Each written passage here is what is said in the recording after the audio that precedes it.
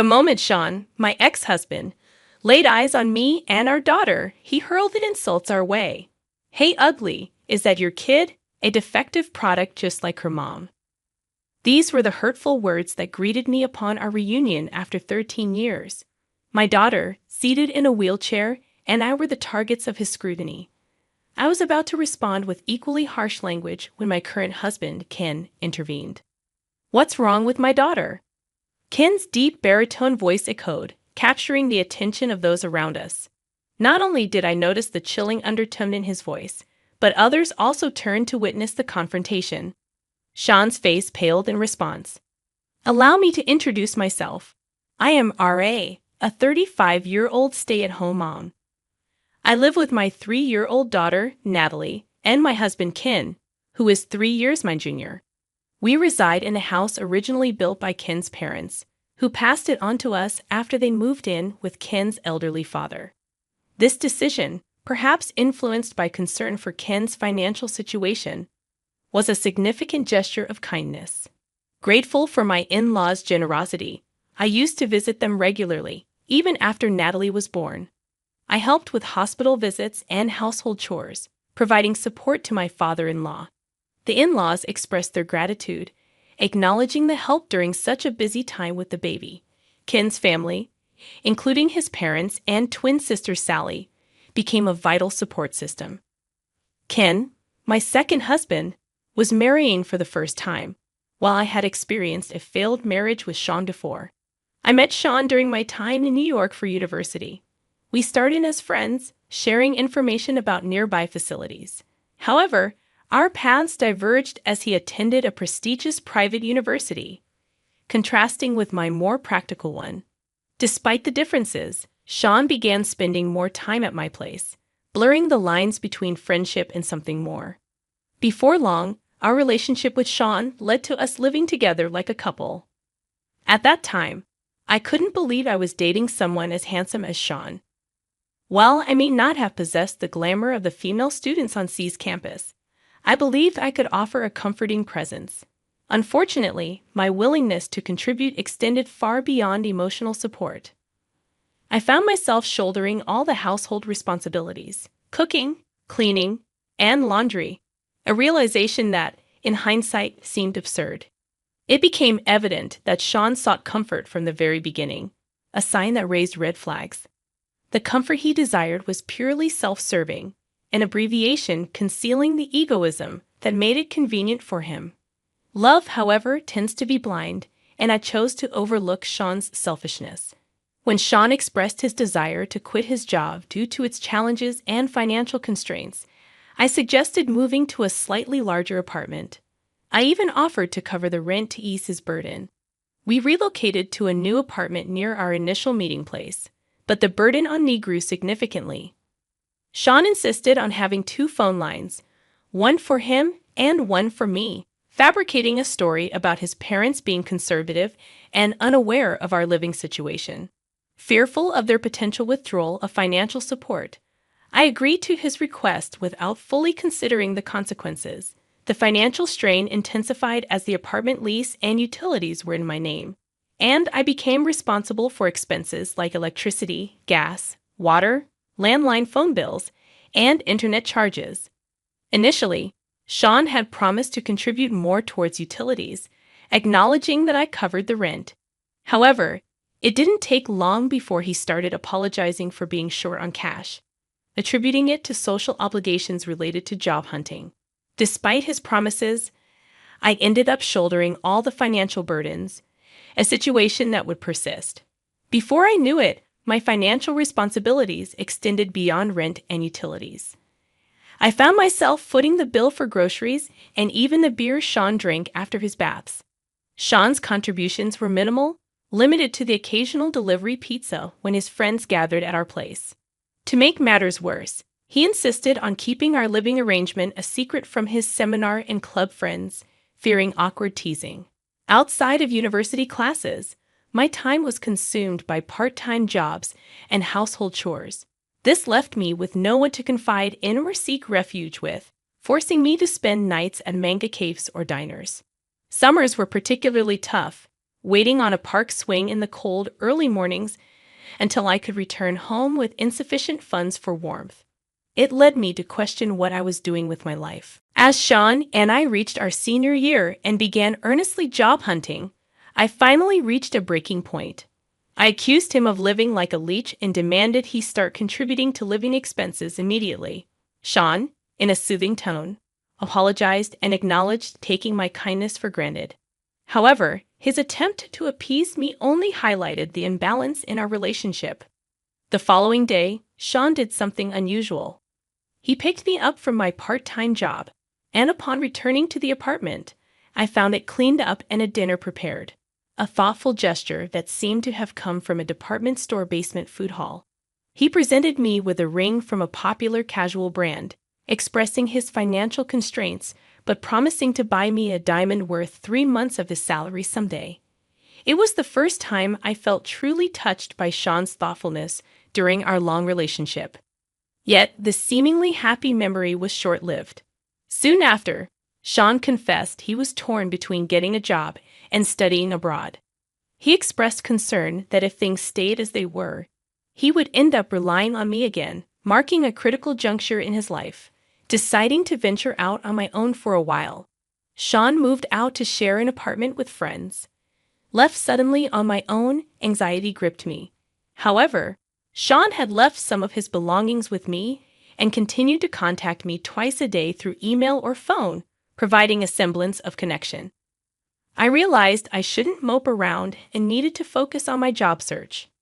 Despite the challenges, I managed to secure an offer from my first-choice company and mid-sized trading firm. Yet around that time, strange calls started coming to the landline registered in Sean's name. Ominous messages like, "We'll be in trouble if you don't repay us by this week," and "Don't take us lightly," played on the answering machine. Concerned, I reached out to Sean, but he dismissed it, assuring me not to worry. Soon, letters arrived in the mail with phrases like payment reminder and final notice. When I confronted Sean more forcefully, he snapped, stating, "Stop nagging. I've been putting up with someone as ugly and defective as you this whole time, so the least you can do is pay this off as a thank you." His harsh words marked the end of our communication. Deceived by his initial regular contact, I realized too late that I hadn't obtained Sean's new address. Attempts to contact his university proved futile, and they refused to disclose any information. Desperate for any clue, I'd opened some of the cardboard boxes he had left in the apartment. Inside, I found documents from various finance companies indicating debts, old clothes with no resale value, and a used, outdated laptop. There was nothing that could lead me to Sean's parents' address or his current whereabouts, making me realize I was nothing more than a source of money to him. The situation worsened when 2 men in suits arrived at my apartment not long after losing contact with Sean. They informed me that, as Sean's wife and guarantor for his debts, I was expected to repay them promptly. This additional blow, coming at a time when I hadn't even recovered from the shock of being abandoned by Sean, was devastating. It was Ken and his family who eventually rescued me from this situation. Grateful for their support, I've always wanted to do everything I can for my parents and kin. As I pushed my daughter Natalie's wheelchair through the mall, I unexpectedly encountered Sean, the man who had betrayed and abandoned me 13 years ago. He looked at me and Natalie with rudeness, approaching us with an unpleasant smile. The first words out of his mouth were insults directed at both me and my innocent daughter, calling her a defective product, like her mom. I was on the verge of losing my temper when a man stepped in between Sean and me, my husband Ken. Ken, upon witnessing the situation, inquired about what was wrong with our daughter. His voice resonated, attracting the attention of onlookers who stopped to see what was happening. For some reason, Sean, faced with Ken's calm demeanor, turned pale and refrained from retorting.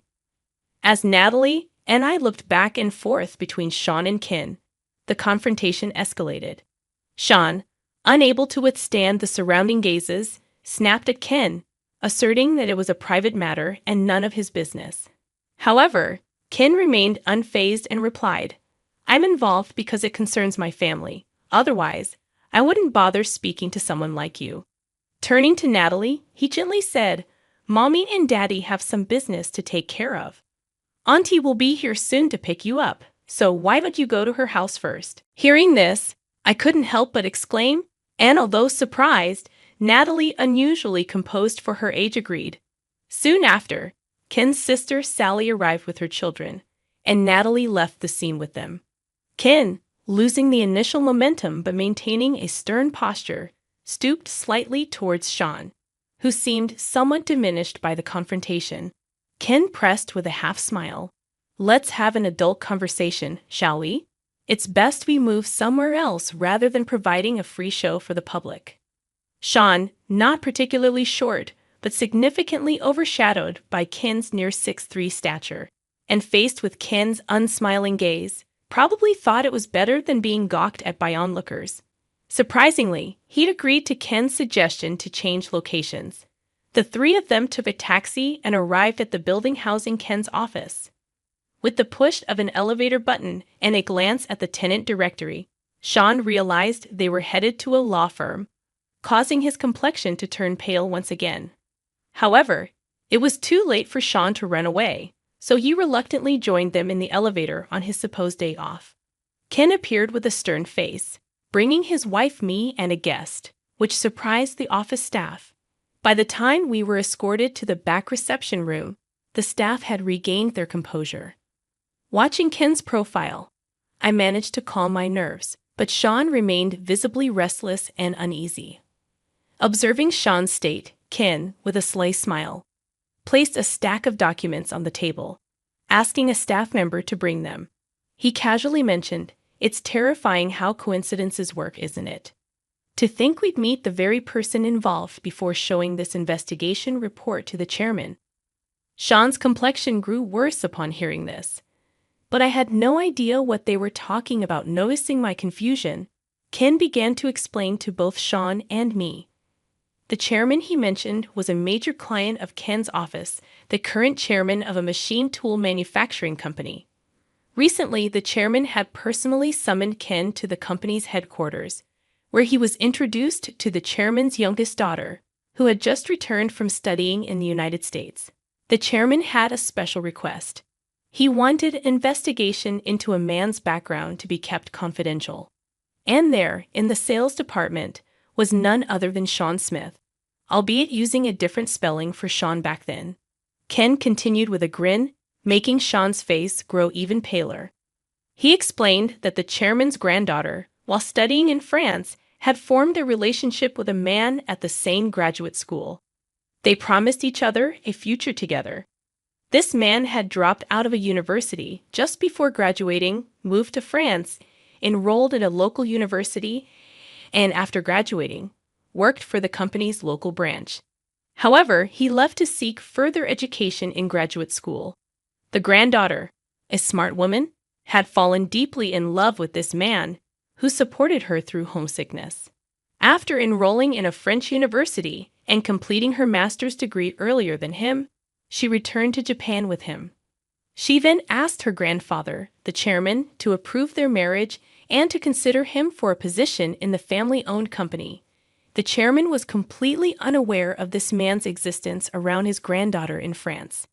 However, the executive director, the chairman's daughter, had met the man several times during business trips to France and had been introduced to his parents stationed there. The executive director thought it too sudden for her adult daughter to marry and immediately join the family business as a future executive. After a private discussion between the doting grandfather and the executive director, they discreetly commissioned Ken's law firm, which had a long-standing relationship with their family, to investigate Sean. Feeling a bad premonition, I asked, "Don't tell me that man isn't Sean, is it?" Before Ken could answer, Sean snapped back, "What? It's a problem if it's me. We've been over for ages, and who I marry has nothing to do with you." Sean was a part of my past that I'd rather forget, and I had no interest in his current affairs. However, there was plenty I wanted to say to him out of spite. "Separated, yes, but right before that, you filed for our marriage without my consent, made me a guarantor for your debts, then disappeared, I shouted. Sean seemed taken aback for a moment but quickly smirked. You say that, but you wanted to marry me back then. I just made your dream come true, and in return you helped a bit with my debts. Pointing at Ken, he continued, I was worried when I had to update my passport at the embassy. But when I checked back here, I was relieved to find I was single. I never thought someone as ugly and defective as you would have someone else willing to take you in. So, I was worried you might be waiting for my return. Just as I was about to lose my temper again, Ken stepped in. I thought you had been quiet because you were reflecting, but a scumbag will always be a scumbag, he remarked. Ken then smoothly explained how our marriage was old, leaving Sean officially single. It turned out that when Sean disappeared and debt collectors came for me, Ken's father, my father-in-law, was the first to offer me advice. One of my part-time jobs was tutoring, and at that time, my student was Ken's twin sister, Sally, who had now become my sister-in-law. Sally was a bright kid, but had started to skip school due to being ostracized by her classmates. Hired by her concerned parents, I learned that Sally was excluded for standing up for a friend who was also being ostracized. Trying to cheer her up, I not only helped with her studies, but also listened to her problems. This endeared me to her parents and grandparents, who began treating me like family. Sally happened to be visiting with her mother to share the news of her recommended admission to the college she wished for right when the debt collectors showed up at my apartment. Shocked by my exhausted state and furious to learn about the marriage registration done without my consent and being made a guarantor for debts, Sally immediately contacted her father and grandfather. They brought me to this law firm.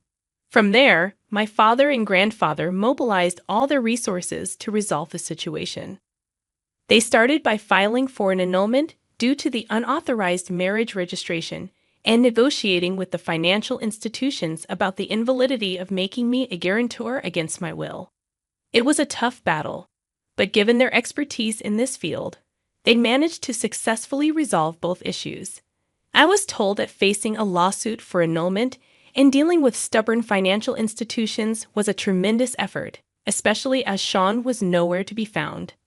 Meanwhile, overwhelmed by this sudden misfortune, the shock of being abandoned by Sean, and the turmoil jeopardizing my college graduation and employment offer, I worried about how I could ever afford the attorney's fees. That's when my grandfather-in-law offered me a job at this firm where I worked diligently. I was hoping to repay them in some small way. Despite my efforts to pay the attorney's fees, the Bar Association's regulations only allowed me to cover the actual expenses with a little extra. Thanks to their efforts, the marriage was ultimately annulled, and I was also released from being Sean's guarantor for his debts.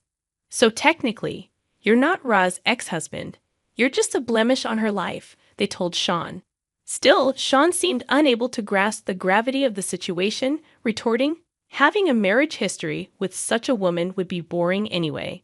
As for the debts, they're probably statute barred by now. At that moment, Ken burst into laughter. Facing Sean's confused reaction, Ken retorted, the statute of limitations hasn't kicked in. I believe you'll be seeing some collection efforts starting this coming week. Sean might have thought that after 13 years, his debts were time-barred. But thanks to my grandfather-in-law, I was removed as a guarantor. The financial institution, unable to track down Sean, devised a plan and transferred his debt to a debt collection agency they had ties with. In cases, like Sean's, where repayment was dodged or delayed, making the bad debt unrecoverable, financial institutions often sell these debts to debt collection agencies. These agencies are professionals in collections, employing all legal means possible. Thanks to their extensive knowledge of the law, the agency that purchased Sean's debt was no exception. After proceeding with various legal steps, a court judgment initiated by the collection company has reset the statute of limitations for another 10 years, making the debt fully valid today. Moreover, the total debt, now inflated with accrued late fees and legal costs, has skyrocketed to several times the original amount. Hearing this, Sean momentarily looked disheartened, but then defiantly claimed, "Ah, such trivial money." Once I marry into that company's granddaughter's family and land a job there, it'll all be manageable. Such was Sean's shallow thinking. He probably assumed that marrying into the family as planned and securing an executive position at his father-in-law's company would make the debt repayment seem trivial. However, when Ken reminded him of what he mentioned earlier about who had hired him to investigate, Sean's face turned completely pale. The truth is, Ken is Sally's twin brother. While I had little interaction with Ken when I tutored Sally, only exchanging greetings, Ken had developed an interest in me after hearing Sally sing my praises like a sister. Eventually, as I unexpectedly started working at the office, and Ken, having passed the bar exam during his university years, began working there too, he proposed to me. Considering my past and owing much to my grandfather-in-law and his family, I initially refused, feeling it was improper. Yet Ken revealed he had known about Sean all along and still wished to marry me with the full support of his parents, grandparents, and Sally. By then, my parents, fully aware of my circumstances, also blessed our union, leading to a happy marriage with Ken. Unlike me, who wanted to seal away the past, Ken had harbored a desire for revenge against Sean for years. The request from the chairman was initially thought to be a coincidence of names, but further investigation confirmed that the Sean Smith, who was the chairman's daughter's boyfriend, was indeed the same Sean Smith who had discarded me like trash. Based on that, Ken was about to submit the report first thing next week. You might have gotten away with it using a different spelling overseas, but in here, it doesn't work that way, Ken stated. I heard the young lady noticed the difference in spelling when she saw your driver's license. You claimed it was because a fortune teller told you this version brought better luck. But in reality, you've been dodging responsibilities left and right, haven't you? After all, Sean is a very common name in the US, so you were probably planning to claim identity confusion if anything went wrong, Ken said, admonishing Sean for thinking such shallow tricks would work on a lawyer. He revealed that he had already sent an email report to the chairman and his granddaughter. Adding to that, Ken said, since then, we've occasionally received inquiries from that financial institution checking if they had located you. I've also informed them about your situation. Sean, suddenly dropping to his knees, begged, please, somehow convince the chairman and the others that it was all a mistake. But Ken, with a sarcastic tone, questioned, why should I, a lawyer, tell such blatant lies to a client, especially when you've insulted my young daughter, who is in a wheelchair because of an injury, calling her ugly and defective? The truth is, Natalie's injury happened while she was on her way to violin practice. I took my eyes off her for just a moment, and she was knocked over by a high school student distracted by their phone. Since then, Natalie has been somewhat withdrawn, worrying Sally and her kids, who, upon learning that Natalie won a prize in an art competition, suggested, let's celebrate her achievement. Today was supposed to be for that celebration, but Sean's unexpected appearance turned it into a complete disaster. Ken, utterly doting on his daughter, was undoubtedly furious, not just because of Sean's past actions, but also because of the vile words directed at Natalie. Even as Ken coldly dismissed him, Sean, without any shame, continued to cry out loudly, pleading, please. The future of a man's life is at stake here. Are you going to ruin it? But Ken responded, ruin someone's life? Which right do you have to say such a thing? What he tried to do to Ra and the chairman's granddaughter was exactly the act of ruining someone's life. It's like the saying, curse others, and you dig two graves. A boomerang that came right back at you.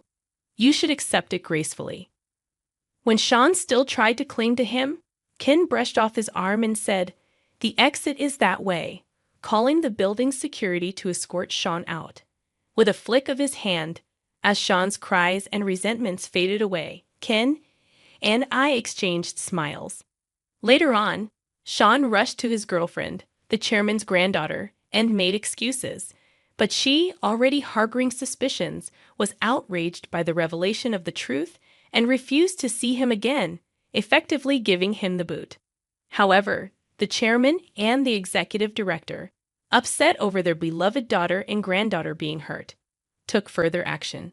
Sean, attempting to reconcile and bombarding her with messages and emails, was reported to the police for suspicion of being a fraudster trying to marry and infiltrate the company with a fake resume. While it didn't escalate to a criminal case, a warning was issued for the stalking. Sean, persistent in continuing his harassment, was eventually arrested and prosecuted. Though he received a suspended sentence with probation instead of jail time, the conviction meant he could find employment nowhere, not just outside of Tokyo, but across the entire country, despite superficially returning to his normal life. Finding himself in a desperate situation, Sean once again tried to go to America, hoping to find employment there. But with a criminal record, he struggled to obtain a visa and had to give up on that plan. Moreover, after learning everything from the chairman and the police, his parents disowned him, leaving Sean truly alone. Facing unavoidable debt repayment, he tried to find odd jobs, but without a smartphone due to being blacklisted, an expired driver's license, and no fixed address, decent work was impossible to come by. I heard through the grapevine that he ended up working for a shady handyman service introduced by the debt collectors, living in a dormitory with no privacy and working from dawn till dusk. But I decided to forget about it as soon as I heard, as it had nothing to do with me. On the other hand, Ken and I moved from our suburban house to a condo near the private elementary school Natalie plans to attend once her injury had healed. Natalie, who has been averse to taking the train since the accident, liked the bus accessibility and the view from our high-rise apartment, seeming happier every day. The previous house was a remodeled version of Ken's parents' home. So when Ken suggested selling it to move, I worried about what his parents would think. However, they, enjoying their second life in a warm sea town, told us the happiness of our son, his wife, and our granddaughter is what matters most. Don't worry about us. They actually encouraged us to go ahead with the move. Being closer to my workplace means more time spent with the family than before. It was a good decision. Ken, enjoying the new life as much as Natalie, said, watching them, I've been thinking about trying something new myself.